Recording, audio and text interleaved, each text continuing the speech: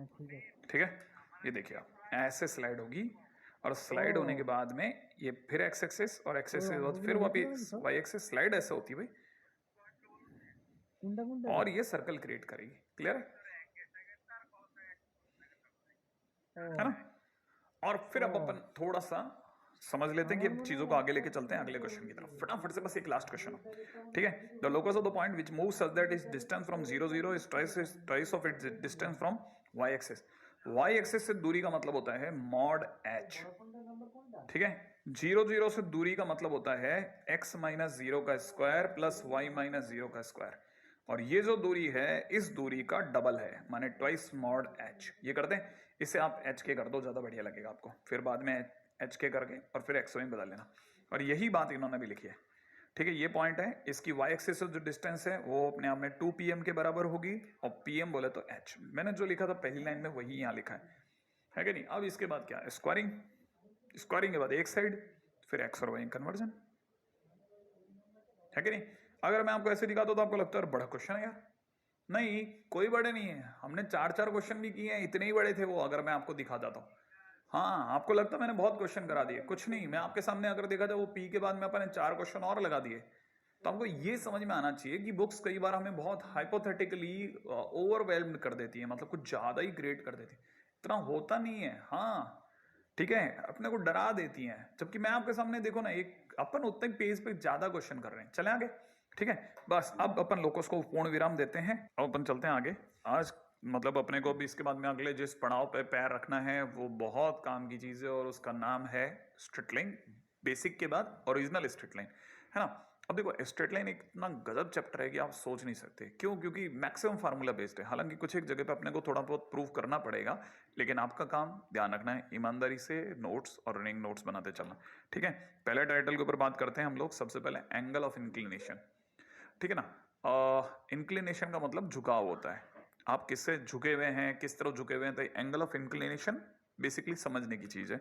सबसे पहले इसे, ये तो पता ही है, ऑब्वियस बात है, नाम में ही एंगल है तो थीटा कहीं ना कहीं इन्वॉल्व होगा ही होगा। तो angle theta which a line makes with the positive direction of x axis. Theta वो जो एक्स एक्सिस की पॉजिटिव डायरेक्शन से बनता है, भावार्थ ऐसे देखिए, है ना? इस तरह से बनना चाहिए। अब जो लाइन है ना वो ज्यादा से ज्यादा, मैं दोबारा इस चीज को दिखा रहा हूं, बड़े ध्यान से देखना, ठीक है? मैं जो चीज समझा रहा हूं बहुत ध्यान से देखना। देखो, आपने गौर किया, बस लाइन इसके पीछे नहीं गई, लाइन इसके पीछे नहीं गई, नहीं समझ में है? दोबारा देख लो आप, आपने देखा ये लाइन घूमेगी 180 डिग्री तक जाकर के रुक गई। इसका मतलब ये कि हम किसी भी लाइन के एंगल को 180 से ज्यादा नहीं लेंगे। हाँ, ध्यान रहेगा, हम ज्यादा से ज्यादा थीटा को कहां से कहां में लेंगे? जीरो से पाई में लेंगे। क्लियर है? थीटा को जीरो से पाई के बीच में ही कहीं लेंगे। इसका मतलब ये कि थीटा के पास में यहां लिख लीजिएगा, first quadrant and second quadrant तक का ही स्पेस रहेगा। याद रहेगा ना? हाँ, इससे ज्यादा स्पेस ही नहीं है, दो ही क्वाड्रेंट काम में आएंगे। ठीक है ना? Will work. अब ये जो इतनी छोटी सी चीज है ना वो बहुत काम की चीज है। ऐसे दिखने में हर चीज छोटी लगती है, लेकिन जब काम आती है तो बहुत काम आती है। ठीक है, अच्छा, अब चलता हूं आगे, नेक्स्ट। इस पे एक छोटा सा नोट कि कोई भी दो पैरेलल लाइंस होंगी तो बराबर झुकी हुई होंगी, कोई भी दो पैरेलल लाइंस होंगी वो बराबर झुकी होंगी, इसमें कोई बड़ी बात नहीं है ना। लेकिन अगर देखा जाए तो इसे लिख लेते हैं, मतलब parallel lines have the same angle of inclination. क्या बोला मैंने? Parallel lines have same angle of inclination, मतलब ये जैसे एक लाइन है, ये दूसरी लाइन है, दिख रही है? दो लाइनें हैं आपके सामने और दोनों पैरेलल हैं। अगर दोनों पैरेलल हैं तो दोनों का थीटा इक्वल होगा। डायग्राम बना लो। क्लियर है? दोनों का डायग्राम बना लें, थीटा और थीटा वन और थीटा टू बराबर होगा, इसमें तो कोई डाउट नहीं ना। अच्छा, अब सेकंड पॉइंट नोट कीजिएगा। फर्स्ट पॉइंट हो गया, सेकंड पॉइंट है ना? हाँ, नोट्स बराबर बनते चलने चाहिए। सेकंड पॉइंट क्या कहता है? अगर एक्स एक्सिस के पैरेलल लाइन होगी तो थीटा जीरो मानना है। एक्स एक्सिस के पैरेलल लाइन का थीटा जीरो होता है। क्लियर है? एक्स एक्सिस के पैरेलल लाइन का थीटा क्यों जीरो होता है? जैसे ये लाइन एक्स एक्सिस के पैरेलल है, आप देखिए यही लाइन मैं नीचे रखता हूं, क्या एंगल आया? जीरो। हाँ, आपने एक और बात पे गौर किया था, मैंने आपको जब थीटा बताया था तो थीटा जो होता है किसी भी लाइन का वो जीरो से स्टार्ट होता है और पाई पे जाकर रुक जाता है, और पाई पे गौर से देखिए इक्वल का साइन नहीं है।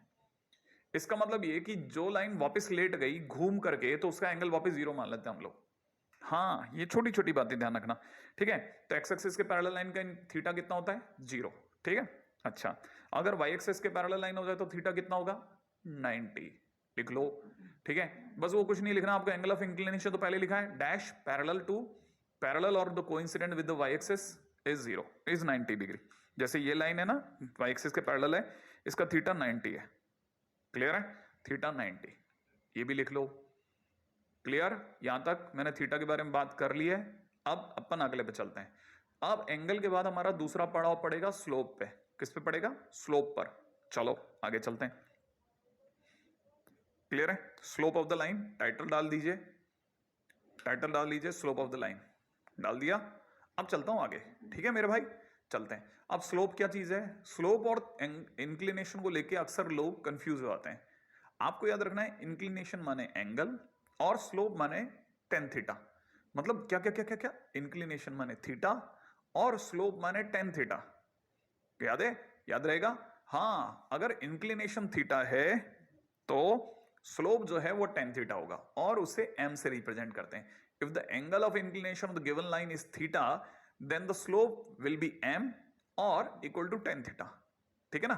क्या मतलब? जैसे ये अपनी लाइन है ना, हमें पता है ये इसका थीटा है, डायग्राम बना लो, है ना, खड़ाखड़ खड़ाखड़ एक्स एक्सिस वाई एक्सिस बनाया, एक लाइन बनाई, थीटा बनाया और बाजू में लिख दो m बोले तो टेन थीटा, ठीक है ना। स्लोप को किससे रिप्रेजेंट करते हैं? m से। कितना होता है? Tan theta. फिर थीटा कौन होता है? Angle of inclination. याद रहेगा, एक्स एक्सिस से पैरेलल लाइन का थीटा कितना होगा? 0। वाई एक्सिस के पैरेलल लाइन का थीटा कितना होगा? 90। याद रख लेना, छोटी छोटी बातें, क्लियर है ना। हाँ, और ध्यान रखना हमेशा एंटी क्लॉकवाइज डायरेक्शन में ही लाइन घूमती है। थीटा ज्यादा से ज्यादा पाई तक जा सकता है, अगले में बात करते हैं। अब चाहे आपका थीटा कितना भी हो, जैसे ये वाली लाइन है, इसमें थीटा कितना दिख रहा है? डायग्राम देख रहे हैं आप? हाँ, अभी थीटा कितना दिख रहा है? देखो ना आप डायग्राम में, देखो मेरे बाजू में देखो ना आप। हाँ, थीटा कितना दिख रहा है? थीटा दिख रहा है आपको कितना? थीटा दिख रहा है 30 डिग्री। अगर थीटा 30 डिग्री है तो m कितना होगा? 1030 डिग्री। और 1030 डिग्री बोले तो 1/√3, दैट्स इट। तो अगर किसी ने मेरे से इसका थीटा पूछा तो 30 डिग्री, किसी ने स्लोप पूछी तो 1/√3, क्लियर है। अच्छा, अब दूसरी बात बोलता हूं। अगर किसी ने ये कह दिया कि स्लोप इज पॉजिटिव, इसका मतलब समझ जाना कि स्लोप पॉजिटिव है, इसका मतलब है सीधी सी बात टेन थीटा पॉजिटिव है। और अगर टेन थीटा पॉजिटिव है इसका मतलब थीटा जो है वो फर्स्ट क्वाड्रेंट में खड़ा है। फर्स्ट पॉइंट लिख लो, लिख लिया। अब सेकंड पॉइंट यहां लिख दो। सेकंड पॉइंट क्या कहता है? अगर किसी ने बोला स्लोप इज नेगेटिव, सीधी बात टेन थीटा नेगेटिव, और टेन थीटा नेगेटिव का मतलब थीटा कहां खड़ा है?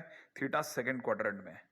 हाँ, सेकंड क्वाड्रेंट में। और सेकंड क्वाड्रेंट में कभी भी होगा तो आपके पास में m नेगेटिव दे रखा होगा, ध्यान रखना। m अगर नेगेटिव दे रखा हो तो पाई माइनस थीटा करके आंसर निकालना। हाँ, पाई माइनस थीटा से आंसर आएगा, ध्यान रखना। कैसे आएगा क्वेश्चन के दौरान बताऊंगा, पहले आप यहां तक लिख लो। सारी काम की बातें लिखवा रहा हूं, बेहतरीन नोट्स बना रहे हम लोग, one of the best notes, है ना। और रनिंग वो भी, कहीं किसी किस्म की जल्दी नहीं, आगे चल रहे हैं नेक्स्ट, ठीक है। आपके लिए अगर थीटा अगर 60 डिग्री हो जाए, थीटा अगर 60 हो जाए तो m कितना होगा? 1060 डिग्री। कितना? 1060 डिग्री। 1060 डिग्री बोला तो √3, क्लियर, लिख लो। थीटा अगर 60, m √3, थीटा अगर 60 तो m √3, 1060 डिग्री √3। अगर यही थीटा अगर बढ़ करके 120 डिग्री हो जाए तो, अगर ऐसा हो जाए तो देखो 120 होते ही क्वाड्रेंट कौन सा हो गया? सेकंड। जरूर टेन थीटा नेगेटिव आएगा, तो 10 120 और 10 120 माइनस √3, m नेगेटिव आ गया, देख लो, क्लियर है। हाँ, अगर मान लो किसी ने हमारे को m की जगह माइनस √3 दे करके और फिर पूछ लिया होता कि थीटा कितना है, तो मैं क्या करता? मैं इसको लिखता कि टेन थीटा कितना है? माइनस का √3, सही है। इसका मतलब मैं अगली लाइन में लिखता tan theta is equal to minus का 1060 डिग्री, क्लियर है। कितना लिखता? 1060 डिग्री। फिर उसको थोड़ी देर बाद लिखता 10 पाई माइनस 60 डिग्री, क्लियर है। तो मैं जिस दिन मैं इससे मिलाता, टेन थीटा से मिलाता, तो थीटा इसके बराबर होता ना भाई मैं इक्वेट करता, तो थीटा इज इक्वल टू कितना निकलता? पाई माइनस 60 डिग्री बोले तो, पाई बोले तो 180 डिग्री, माइनस 60 डिग्री बोले तो आंसर कितना आया? 120 डिग्री। माने मैं m देख करके थीटा तक पहुंच सकता था। कैसे पहुंचा? देख लिया ना आपने। हाँ, ये चीज नोट डाउन कर लो आप कि अगर कल को m नेगेटिव देके थीटा पूछ ले तो कैसे जाना है, tan पाई माइनस थीटा करके आंसर निकालना। अभी जो बताया था उसका एग्जांपल दे दिया मैंने, देखा ना आपने भाई, हमें 120 दिया था तो माइनस रूट थ्री लाना कितना आसान था, लेकिन अगर माइनस रूट थ्री एम दे दे तो थीटा तक जाने का रास्ता बता रहा हूं मैं आपको। क्लियर है? अगले पे चलेंगे तुरंत। हाँ भाई, नेक्स्ट पॉइंट।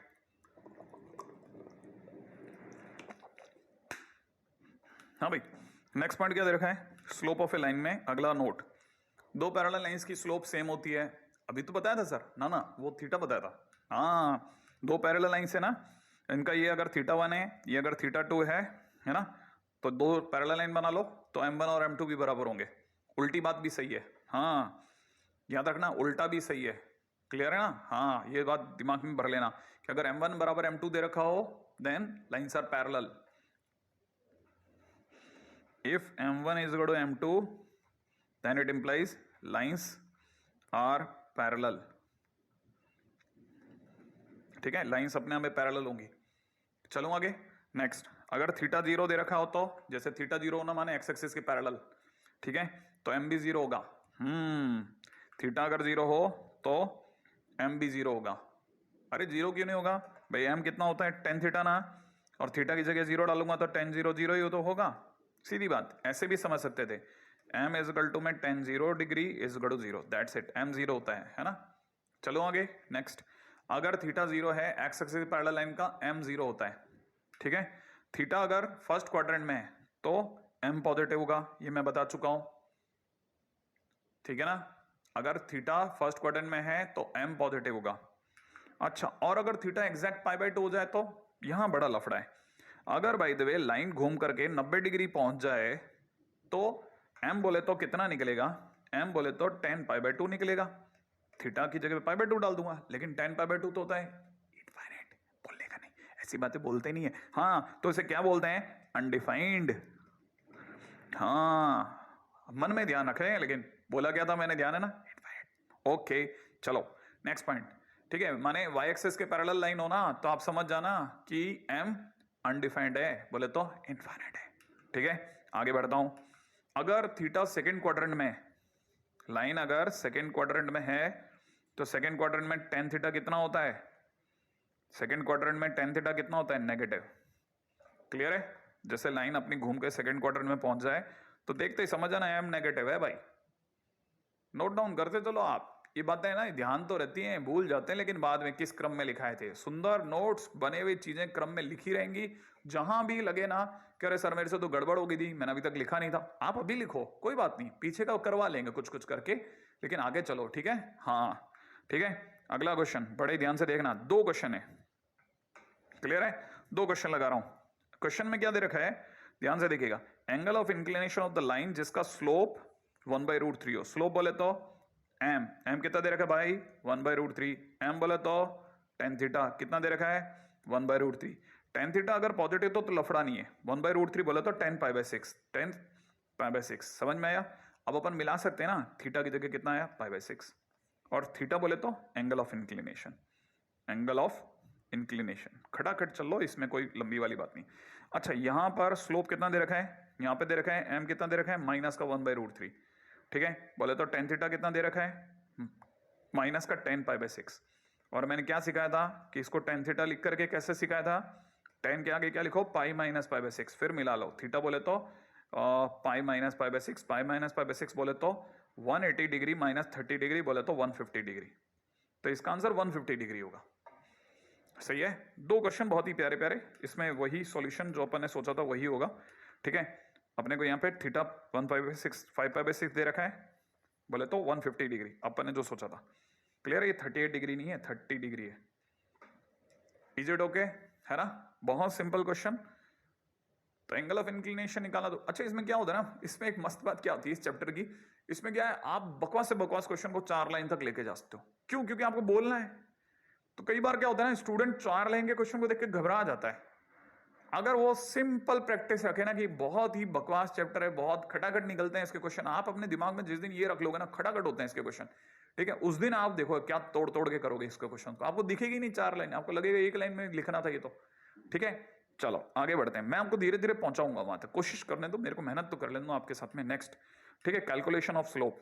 ठीक है भाई, देखिए एक्चुअल में क्या है, कैलकुलेशन ऑफ स्लोप है ना, ये पूरी लाइन ये है, ठीक है ना, स्लोप ऑफ लाइन ज्वाइनिंग, आगे बढ़े, है ना, line joining 2 points x1 y1 and x2 y2। मेरे साथ साथ चलना भाई, है ना, हाँ मैं इसीलिए बीच में आया आपको, मैंने कहा आपको आगे बढ़ा लूं, है ना, आगे बढ़े, है ना। यहां तक अगर बाय द वे देखो, सपोज करो ये 2 पॉइंट है, इन 2 पॉइंट को जोड़ दिया मैंने, 2 पॉइंट को जोड़ने वाली लाइन, मैं यही कह रहा था आपको, ठीक है। जैसे ये 2 पॉइंट को जोड़ने वाली लाइन है ना, अगर मेरे से किसी ने इसकी स्लोप बोली तो मैंने आपको लिखवा चुका हूं, m कितना होता है ऐसे में, y2 minus y1 upon x2 minus x1। लेकिन ये आया कैसे, हाँ ये आया कैसे, that is not that important. अगर आपकी कॉपी में पढ़ा है तो it is good, but in time हो जाना चाहिए, ठीक है ना, आप फटाफट समझना। जैसे लाइन बनाई, 2 लाइन, और सॉरी 2 पॉइंट्स को जोड़ने वाली लाइन बना दी, बनाया, अच्छा बनाने के बाद मुझे पता है कि मैं अगर इसको मिलाऊं, इसको मिलाऊं, ठीक है, और वापस से वही, एक बार पहले भी हम ये डायग्राम बना चुके हैं, ठीक है, तो ये जो गैप होगा it is x2 minus x1 होगा, और ये जो गैप होगा ये y2 माइनस y1 होगा। अच्छा ये जो एंगल है ये थीटा है, लाइन जो एक्स एक्सिस से बना रही है वो थीटा है। अच्छा यही लाइन, यही एंगल यहाँ पे भी थीटा होगा। अगर थीटा होगा तो किसी ने अगर मुझसे टेन थीटा पूछा, इस ट्राइंगल के लिए टेन थीटा पूछा, तो टेन थीटा बोले तो परपेंडिकुलर अपॉन बेस। याद है ना, बच्चों को बेस पसंद है। हाँ भाई, तो अगर देखा जाए तो बेस की जगह पे कितना हो जाएगा, y2 माइनस y1 परपेंडिकुलर, और बेस की जगह x2 माइनस x1 हो गया, और टेन थीटा बोले तो ये m। ठीक है, अब यही बात अपन थोड़ा डायग्रामेटिकली समझते हैं, ठीक है, मतलब मेरी खूबसूरत राइटिंग को हटा लेता हूँ, ठीक है, और बुकिश राइटिंग को सामने ले आता हूँ। सही है, ये गैप x2 माइनस x1, ये वाला गैप y2 माइनस y1, ठीक है। अब वही थीटा प्रकट हो गया, और थीटा के प्रकट होते हमने किस पे दिमाग लगाया, ट्रायंगल में थीटा थे तो टेन थीटा बोले तो परपेंडिकुलर अपॉन बेस। मतलब उसी को अपन ने 4 लाइन में लिखा है, लेकिन हम जब अब समझते हैं तो हमारे में बहुत क्लियर समझ में आता है, यार ट्रायंगल था, ट्रायंगल का टेन थीटा लिया होगा सर ने p बाई बी लगा के, ठीक है। तो M is गड़ू y2 minus y1। अच्छा यहाँ पे ध्यान रखना, अगर इसमें माइनस कॉमा ले तो y1 माइनस y2 भी बोल सकते हैं, समझ लेना, है ना, लेकिन याद ऐसे रखते हैं ना, y2 माइनस y1। नेक्स्ट पे चले, क्लियर। क्वेश्चन क्या कहता है, slope of the line joining. अब देखो जैसे 2 पॉइंट को मिलाने वाली लाइन की स्लोप बतानी है, तो ये x1 है बेटा, ये y1 है, मिलाना तो आता है, ये x2 y2 मिलाना आता है, मिला लो। मिलाने के बाद अगर मैं कहता हूं m बताओ कितना होगा, तो आप फार्मूला बोलो, y2 minus y1 upon x2 minus x1, y2 की जगह -3, माइनस y1 की जगह -2, है ना, x की जगह पर 0, x2 की जगह 0, माइनस x1 की जगह 2, तो ऊपर बनना -5, नीचे बनना -2, तो आंसर विल बी 5/2। ठीक है, oh slope of the line joining this, मेरे से क्या गलती होगी, ओहो चमत्कार मचाया मैंने यहाँ पे 1 का। क्लियर है, ओहो इतनी प्यारी प्यारी प्यारी भूले करता हूं ना मैं, अच्छा लगता है, खैर ठीक है, तो आंसर विल बी 2। ठीक है, करेक्ट करते ही। अच्छा ऑप्शन नहीं दिया होता तो मैं मर ही जाता, है ना, लेकिन नहीं, मेरे को आप मरने थोड़ी नहीं दोगे, है कि नहीं, यही काम इन्होंने किया होगा। ये x1 y1, फिर फार्मूला लगाया, फार्मूले के अंदर भरा, y2 की जगह y2, y1 की जगह y1, x2 की जगह x2, y2 की जगह x1 की जगह x1 भर दिया, धड़ाधड़ काटा कूटा मचाया, m आ गया। कितना सिंपल है ना। चले अगले पे, ऐसे m निकालना आना चाहिए, ठीक है। अच्छा इस m का करोगे क्या सर, अरे बहुत काम आता है। कैसे, जैसे मान लो अगले ही टाइटल को बताता हूँ, कोलिनियरिटी के अंदर काम आता है। लेकिन सब कोलिनियरिटी में तो आपने बताया था डब्बा 0 होना चाहिए, पास वाले ने कहा कौन सा डब्बा, अरे भूल गया क्या, सर ने कहा था ना वो सारस फार्मूले वाला, वो 0 होना चाहिए। हाँ लेकिन इसके सिवा एक और रास्ता भी है, ध्यान रखना, क्लियर है ना, ट्रायंगल का एरिया 0 होना चाहिए, डब्बा मतलब ट्रायंगल का एरिया। लेकिन अगर भाई देखो हम लोग इसकी बात करते हैं ना, तो दूसरा रास्ता क्या है, जैसे मान लो ये अपने पास में 3 पॉइंट है, अगर तीनों पॉइंट कोलिनियर होंगे तो हम बहुत ध्यान से देखें तो इन दोनों को जोड़ने वाली लाइन की स्लोप, ए और बी को जोड़ने वाली लाइन की स्लोप और बी और सी को जोड़ने वाली लाइन की स्लोप सेम होगी, क्योंकि तीनों एक ही तो लाइन पे है। ठीक है, तो इसका मतलब एम ए बी और यहां से एम बी सी दोनों बराबर होंगे ना, दैट्स इट। और यही इन्होंने यूज भी करते हैं, m B C, m A B, m B C या एम ए सी, ऐसा भी कर सकते हैं, तीनों बराबर होंगे। कैसे कैसे, आप तो पहले ये लिख लो, ठीक है, if A B C, A comma B comma C are collinear, ठीक है, देन, तो देन के बाद में अपना ये फंडा लगा दो, ठीक है। और क्वेश्चन देखोगे तो खटखट हो जाएगा, देखो क्या जबरदस्त चीज है, कंडीशन ऑफ कोलिनियरिटी में। चलो आगे, है ना। जैसे ये 3 पॉइंट है, कोलिनियर है क्या, कह रहा है अगला कि कोलिनियर है, तो वो तो उल्टा कह रहा है कि एक्स और बता के जाओ। चलो अगर ये कह रहा है तो मान लेते हैं। अगर कोलिनियर है तो एम ए बी सोचें, ए बी माने इन दोनों की स्लोप। याद है ना क्या फार्मूला था, y2 minus y1 upon x2 minus x1। देखो भैया ये y1 है ये y2 है, तो y2 माइनस y1 बोले तो 1 माइनस 3, ये x1 है ये x2 है, x2 माइनस x1 बोले तो 1 माइनस 2, बोले तो ऊपर से -2 नीचे से -1, तो m कितना आ गया, एम ए बी की वैल्यू आ गई 2। अच्छा अब अपन निकालते हैं एक एम बी सी, याद है ना m A B m B C मिला लेंगे। बी सी बोलते ही क्या होगा, बी सी बोलते ही ये x1 y1 का रोल निभाने लग जाएगा और ये x2 y2 का, क्योंकि मैं बी और सी को जोड़ रहा हूं। तो ये x पहला वाला x1 y1 दूसरा वाला x2 y2 बन जाए। अब कई बच्चों के दिमाग में सर अगर मैं उससे x1 y1 और इसे x2 y2 बोलूं तो तब भी सही जाएगा, डोंट वरी। क्या करना है, क्या y2 माइनस y1 बोले तो 3x minus 1, y2 minus y1 पर 3x माइनस 1, ध्यान से। अच्छा x2 माइनस x1 बोले तो x माइनस 1, और दोनों बराबर हैं, तो मैं यहां से क्या करूंगा 3x minus 1 upon x minus 1 is equal to 2 कर दूंगा।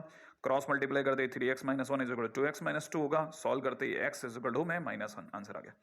है क्या आंसर, आंसर भी है, ठीक है। और यही मैंने अपनी खूबसूरत रेटिंग के सिवा भी लिखवाया है, मैंने दोनों की स्लोप निकलवाई और इक्वेट कर दी है फार्मूला लगाते हुए, ठीक है ना। और x की वैल्यू -1 आ गई, सीधी बात। और सर वो डब्बे से भी हो जाता, हाँ डब्बे से भी हो जाता है कि नहीं। चलो बस फटाफट से एक लास्ट पॉइंट पे खड़ा कर डिस्कशन कर लेते हैं, ठीक है, बस जाने का टाइम हो रहा है मेरा भी। अगला पॉइंट बहुत इंपॉर्टेंट है, that is angle between two lines. दो लाइंस के बीच का एंगल का अगर हम लोग चर्चा करें ना, तो दो लाइंस के बीच में एंगल जो होता है थीटा, अगर मान लें हम लोग ये जैसे दो लाइन है, अगर इनके बीच का एंगल माना जाए तो एंगल थीटा भी होता है और पाई माइनस थीटा दोनों ही माने जाते हैं, ठीक है ना, ध्यान रखना।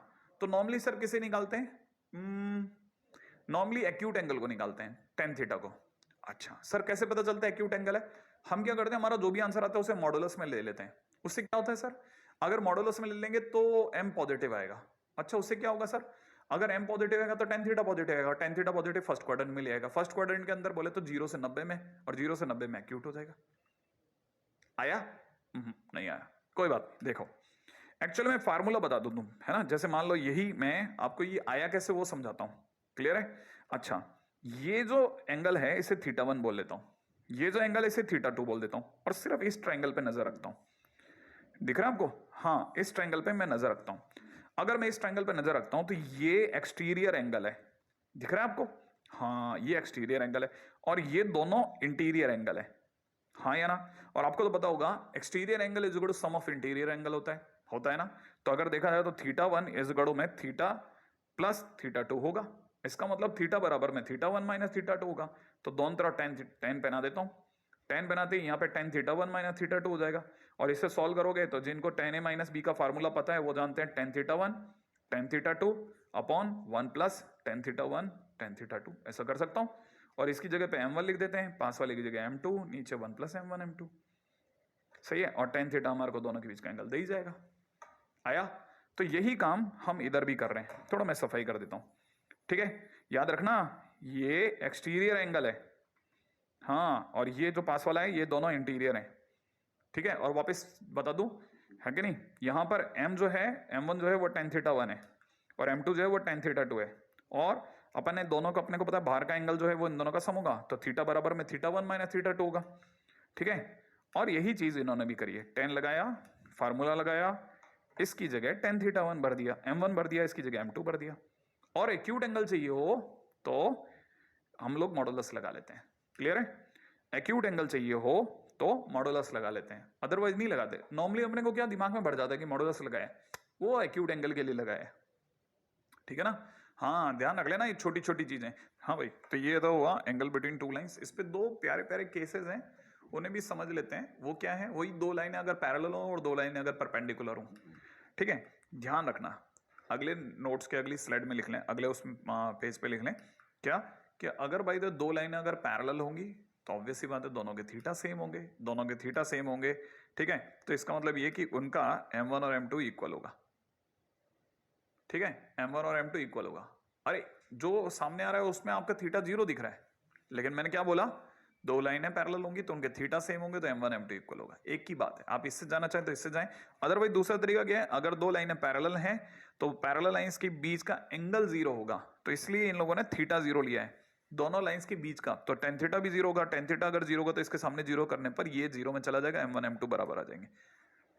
ठीक है, अच्छा यही अगर भाई दो लाइनें अगर परपेंडिकुलर हो जाए तो थीटा 90 हो जाएगा। थीटा 90 होते ही हमें पता है बहुत अच्छे से कि अपना जो टेन थीटा होगा, ठीक है ना, हाँ टेन थीटा अपने आप में बड़े ध्यान से सोचना, टेन थीटा जो है वो अनडिफाइंड हो जाएगा, और अनडिफाइंड बोले तो इनफाइनाइट, ठीक है, और इनफाइनाइट को ओहो हो क्या बोल गया है कि नहीं, शिव शिव। अच्छा अब यहां समझो, अगर बाई द वे देखा जाए तो अनडिफाइंड हो जाएगा, और अनडिफाइंड होने पर उसे सामने से 1/0 लिखेंगे, समझ गए हो ना आप, हाँ अगर भाई तो ऐसा हो जाएगा तो क्रॉस मल्टीप्लाई करते हैं इसको और इसको, अगर हमने ऐसा कर दिया तो क्या होगा, 1 + m1 m2 इसमें मिल जाएगा और ये 0 में मिल जाएगा, तो m1 m2 बराबर -1 हो जाएगा, है कि नहीं ऐसा। और इसे हम लोग ऐसा बोलने की बजाय ऐसा बोलते हैं cot थीटा 0 हो गया, अरे टेन थीटा होगा तो अनडिफाइंड होगा तो cot थीटा 0 होगा, समझ रहे हैं ना, हाँ तो ये दो और केसेस हैं जो ध्यान में रखना, क्लियर है। अच्छा अब नेक्स्ट पॉइंट के ऊपर बात करता हूं, अगला इंटरसेप्ट ऑफ ए लाइन, क्या चीज है सर ये, एक्चुअल में क्या है, कोई भी लाइन जो है वो एक्स एक्सिस और वाई एक्सिस कहीं तो काटती होगी ना, कहीं तो काटती होगी, जहां पे भी काटती होगी उसे ए और बी मान लेते हैं अपन। जैसे अगर मान लो ये लाइन है, इसने ए और बी पे कट किया, दिख गया, तो ए और बी पे कट किया तो ओरिजिन और ए के बीच में कुछ तो दूरी होती होगी ना, हाँ ऑब्वियस बात है, ये दिख रहा है ना, ओरिजिन और ए के बीच की दूरी ओ ए।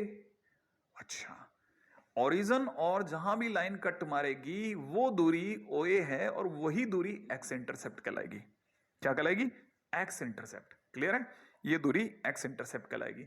अच्छा वैसे ही कोई ना कोई लाइन तो कहीं, मतलब लाइन कहीं तो वाई एक्सिस को कट करेगी ना, अगर बाय द वे लाइन ने x axis sorry y axis को बी पे कट किया तो ओरिजिन की बी से जो गैप होगा ना, जो दूरी होगी, वो एक्चुअल में वाई इंटरसेप्ट कहलाएगा, क्लियर है। अच्छा अब यहां समझो एक और बात, ठीक है, छोटी छोटी बातें सिखाता हूं, नोट्स में अगली लाइन में लिखिएगा, जैसे मान लीजिए ये है, डायग्राम बन गया।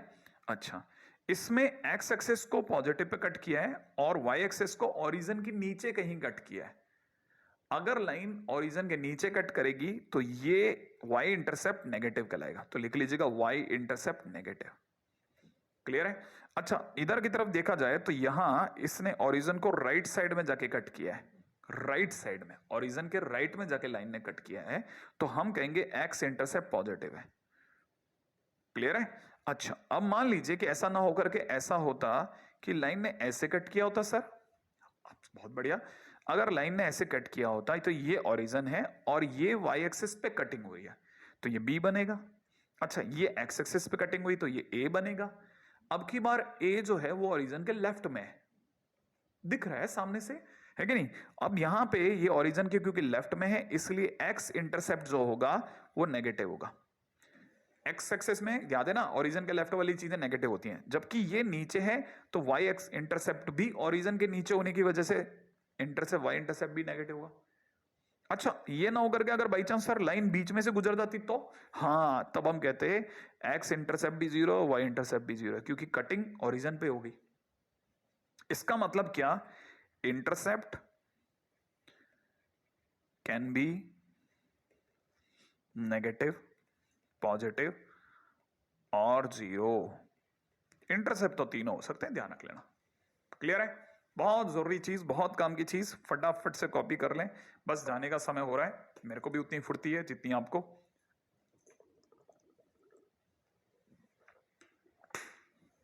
देखिए अगली बात, स्टैंडर्ड लाइंस इक्वेशन में जो हमारे लिए सबसे ज्यादा काम की चीज है वो है, जिसके ऊपर हमारे को बात करनी चाहिए, वह है, बड़े ध्यान से समझना है ना, लाइंस पैरेलल टू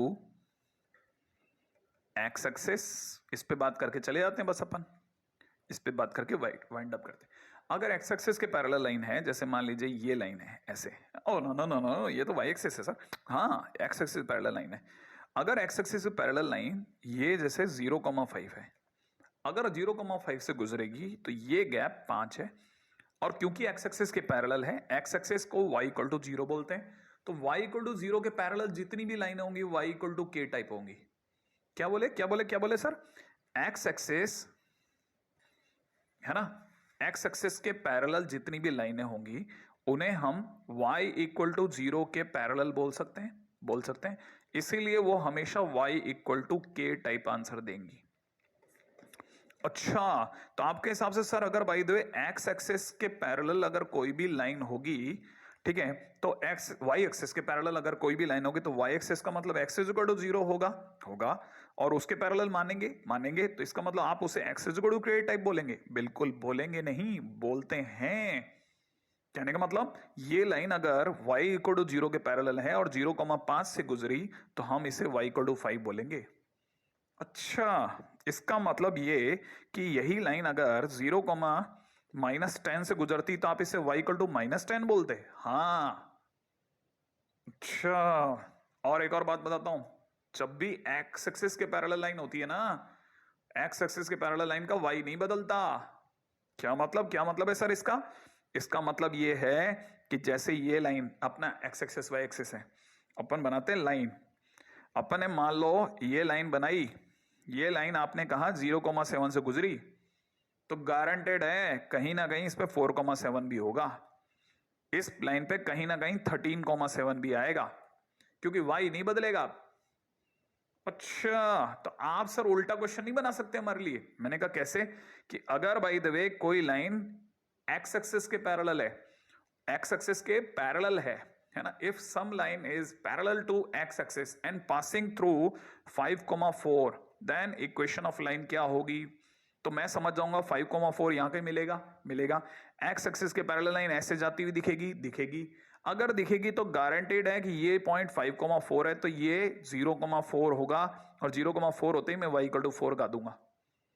अच्छा, तो 5,4 में से गुजरने वाली लाइन y x एक्सिस के पैरेलल तो y इक्वल टू 4 होगी, और अगर बाय द वे यही अगर 7,-6 से गुजरती तो मैंने कहा तब y इक्वल टू -6 होती। देखती? हाँ, और बस इसी बात को यहां पे भी समझें, अगर कोई भी लाइन अगर by the way y axis के पैरेलल है तो वो x is equal to k type होगी। जैसे अगर मान लीजिए 3 दूरी पे कोई भी लाइन गुजरेगी तो x इज इक्वल टू 3 कहलाएगी, और अगर इधर से गुजर जाती तो ये x इज इक्वल टू -4 कहलाती, अगर ये वाला पॉइंट -4,0 होता और ये वाला पॉइंट अगर 3,0 होता तो ऐसे होती। ठीक है, बस इससे ज्यादा अपन अब इसको खींचेंगे नहीं, फटाफट से जाने का समय। ठीक है, बस आपसे अलविदा कहने का बेहतरीन समय है, और वही अपना संदेश बहुत ही काम का, हर बार बोलूंगा, मैंने पहले भी बोला था, बहुत ध्यान से अपने घर के सभी बुजुर्गों का ख्याल रखें, उनसे सम्मान पाएं, उनका सम्मान करें, और घर के भाई बहनों से हिंसा से दूर रहें। नोक झोंक चलती रहती है, ठीक है, बाकी जय हिंद।